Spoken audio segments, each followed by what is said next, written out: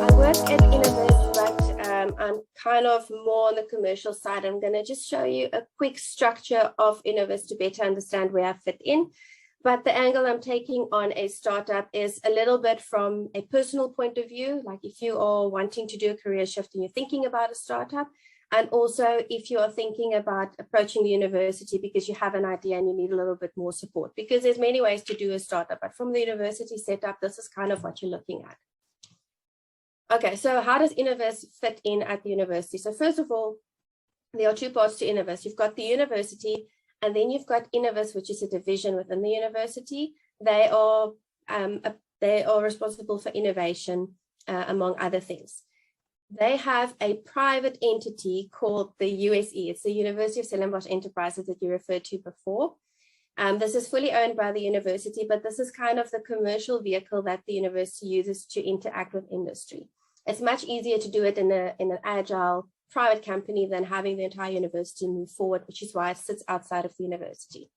The same goes for Launch Lab and Leon. I can tell you more about that, but Launch Lab is also fully owned by the university, but it sits outside, and then there's interaction between the university and Launch Lab, the university and USE, and then between USE and Launch Lab, because this is where you get into the entrepreneurial realm of things.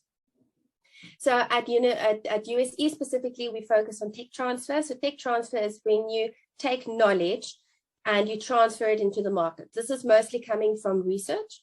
So a lot of your researchers in the university find that something that they develop, a model or a technology, has a lot of viability to be commercialized, and then they will work through Innovest's office to get this into the market through our processes. So that goes a lot about entrepreneurial support, innovation, and that's where I also fit in a lot.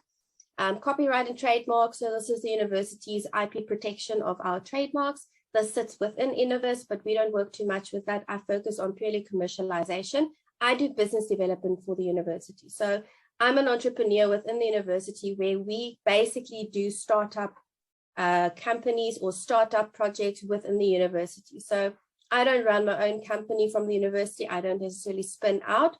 I can, but I look for assets in the university that I can commercialize on behalf of the university. And this is where it comes in, that we also run startups in various stages from the beginning, maybe redesigning strategies and getting it out there. So what it's like working with USE, and what do you need if you want to be an entrepreneur and bring new ideas to life? So I've made it a little bit more practical, and I'm going to take you through a game of chess quickly. So you don't need to know chess to understand it, but just go with me on this one. How does chess work? These things are the most important things to get you through a chess game. You need strategy. It's all about strategy. You cannot go and sit behind a board of chess and think that you're going to wing it. Your chances to succeed is much better if you have a strategy in place. The same goes for a startup. Don't wing it, have something in place. There are certain tools that you cannot do without. There are certain pieces on a chessboard that just makes things easier. And the same goes with startup. There are certain things that you just need to get it off the ground. You have an end goal in mind. You have to know what you're working at, whether it's a 1-year goal, 5-year goal, 10-year goal, you have to have an end goal in mind. You have to watch your time. Make sure that what you're doing is still relevant. You can be so focused on what you're developing that by the time you're ready to launch, it's no longer relevant. And then you have to understand that you have to focus on multiple areas simultaneously. I find that a lot of entrepreneurs are very passionate about their idea, but only one aspect of it. They like the dream of doing this big project. But when you talk to them about the budget, no, I'm not interested in the budget. What about HR and contracts? No, I don't know. You have to understand that you need all of those things in place, like a chess game. If you want to move forward, you have to have your finger in every pie if you're an entrepreneur, because you are the business. So you have to make sure it runs everywhere. So let's piece this together. You've got these pieces: rook, knight, queen, king, a bishop, and a pawn on a chessboard. So the chessboard is your market. You have to play in your market. You cannot run a retail store and then decide you want to go into Bitcoin or computer science. You have to stay relevant within your market. I'm not going to play chess on someone else's board. I'm going to stick to my board. You start with the idea. So the king is your idea. No chess game can be played without having a king. The same with a startup. You have an idea. This is pretty straightforward. Once you have an idea, you try and convince people to get on board with your idea. So you start developing a team, someone that's got a connection somewhere. They know someone that can do finance, someone can help you build a website, or you have a team that you kind of gather. You can kind of play chess with just these pieces, but it's going to take you a long time to get anywhere. You need more than this. You need a business model, you need a strategy. And this is where the rooks come in. They are kind of in the background, but you know that when the pawpaw hits the fan in a chess game, you pull that rook out to support your king and other pieces. And you do the same in a startup. When things go pear-shaped, you pull out your strategy and your business model, you relook at it, you redesign your strategy, and you find a way to make things work for you. Then you have your knights. So they are game changers. The knight is not limited to the spaces around him. A knight can move anywhere. So a knight moves in an L shape. He can jump to different blocks. This is your technology, or this is your game changing or your enabler that you bring to the game. If everyone or your resources are limited, you can't move your team forward, or maybe you can't get anywhere with your business strategy, this is where your tech comes in. It can be an e-commerce platform, it can be a specific technology that you develop, but this is what helps you move forward in the game where everyone else is still moving at a slower pace. Then you need compliance. This is the boring part. You need to register your company, you need to do your SaaS documentation every month, you need to sign legal agreements, you need to do financial statements, and most entrepreneurs that we've worked with do not like this. So they kind of leave this to the last minute and think someone will do it. But the truth is, if something goes pear-shaped, then you've got nothing and you can lose everything you've worked for. And this is what you don't want to do. So this is why this is a bishop. Because a bishop on the chessboard, it kind of stays in the background. It can become an attacking piece, but it stays in the background and it supports the queen or other pieces. When that piece gets attacked, your bishop kicks in and it takes over. And that's the same thing when you have compliance. If something goes wrong and your partner bails on you, you have an agreement in place to make sure that he doesn't take the whole company with him, or similar agreements that you have in place. And then lastly, you have your funding. This is your queen. She can move all over the board whichever direction she wants to. Funding, make things happen. You have to be careful though. You have to watch your queen. She's got free reign. You can spend your money whenever you want to, but if you don't watch out, you're going to lose it in that instance, and it takes a very hard time to get it back. So you need to be careful with your funding, but it makes things possible and it makes you more competitive in the overall picture. So how does this get back to USE? So what you have is you've got the idea most of the time. You have a technology, possibly, especially if you are doing research, you might have this model that you develop, and you've got the team. What USE brings to the table that is very difficult for entrepreneurs to secure often is a business model, because many entrepreneurs don't have the business acumen. They've got an idea, but they don't have the theory necessarily. We've got this. We've got people guiding you through the entire process. We have the compliance. There's an entire legal team at Innovus and Launch Lab that will make sure that all your agreements are in place, that nothing is missed and falls through the cracks if something goes wrong. And then, of course, they bring the funding. And we're not talking 1,000 Rand funding towards the project. We're talking you can secure R1 million, 2 million. You can secure even more than 2-3 million Rand if you have a very good project running, if you have a good business case. But where else are you going to get that money? If you don't have a good network, if you don't have rich friends, where are you going to get that money from? So in essence, you bring the idea, the team, the tech. USE brings funding, networking with industry partners and experts, legal and financial aspects, and they bring the know-how. If you have all of this together, your chances to succeed are so much better. So what else they bring is a pitching platform. So some entrepreneurs don't want to necessarily have a business. They just want to test the business with someone.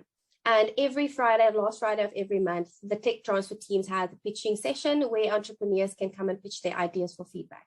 If you have a great idea, they can help you to put this into a proper project and give you entrepreneurial support, and you get assigned to a tech transfer officer. We help to get your business off the ground, connect you with industry, get up everything that needs to be in place. So we help you to set it up, but we don't have a mentorship program as much, because Launch Lab fulfills that function for entrepreneurs as mentors. We help with the market analysis and viability, so a proper due diligence, test the market to see if it is actually something that could work. And then it gets to IP protection, so patent registration, licensing patents, or spinning out companies if your business is such a good idea that we think we can make a company of it. Okay, so but what else do you need besides the general chessboard thing? Just a few pointers for entrepreneurs. You need guts. It takes guts to be an entrepreneur. Many people think they have it, but the moment to pull the trigger and say, I'm going to launch this now, that's a hiccup for many people, and where many startups already fail because you just don't have the guts to do this and put this out in the open. It takes a lot of guts. It takes resilience. You need to be able to bounce back from disappointments. It is inevitable that not everybody is going to believe your idea is a good idea. You're not going to convince everyone. And for that, you have to be able to bounce back to make sure that you can keep going and keep finding more people to believe in your idea. You need to be flexible. You cannot have a rigid idea and expect everyone to be on board. You need to be able to pivot, change your strategy if the market responds more negatively to an idea than what you hoped for, and you need to pivot, change it to get them all on board. You need to watch your time. Time is very important because you need to stay relevant. And then you need to be agile. Agile is the way that we're leaning towards nowadays, to not build your entire project or technology and then launch it into the market, because that often takes so much time, money to launch it, and then it's maybe not relevant to what the market actually needs. So make sure you get enough to launch, soft launch. It doesn't need to be a big wow, soft launch into the market, get customer feedback, change your model, launch it again. And that's how you start building in an agile feedback loop to make sure that you stay relevant to what the market actually needs, instead of wasting 5 years to build something that no one wants. And it makes you stay ahead of the game. And it can intimidate your competitors because it looks like you really know what you're doing, but you just keep moving with the flow. And then just to finish off, you have to keep the following in mind to manage your expectations. If you want to have either a startup or USE, it doesn't matter whether you work with us at the university, if you work on your own, these things are the reality that many entrepreneurs forget. You only need an idea to start, but you need to be willing to put in the effort. You cannot expect someone else to run the business for you. It takes a lot of time. Sometimes it's almost like a full-time job, but you need time to get this off the ground. You need a champion to dedicate his time. If you can't, you need a partner that can put in the time that you can't, because no business is going to run itself. No one is going to build that business model for you. You can get all the tools and the know-how, and Launch Lab has got amazing programs to tell you how to use these tools, but no one is going to fill in that blank canvas for you. You have to think of the strategy. You have to pin it down.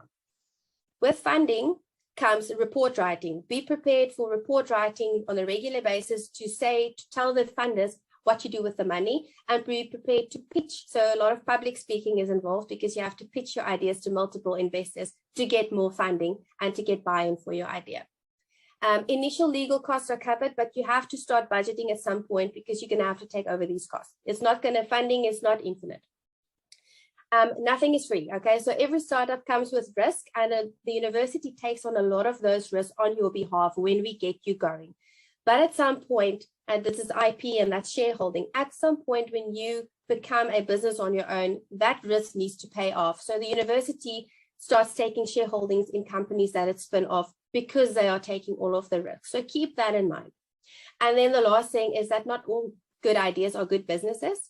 Some can be patented, some can be licensed, but just because it's a good idea doesn't mean it is going to be a good business. So just be realistic about your expectations when you start making contact with us. And then there's a little link at the bottom.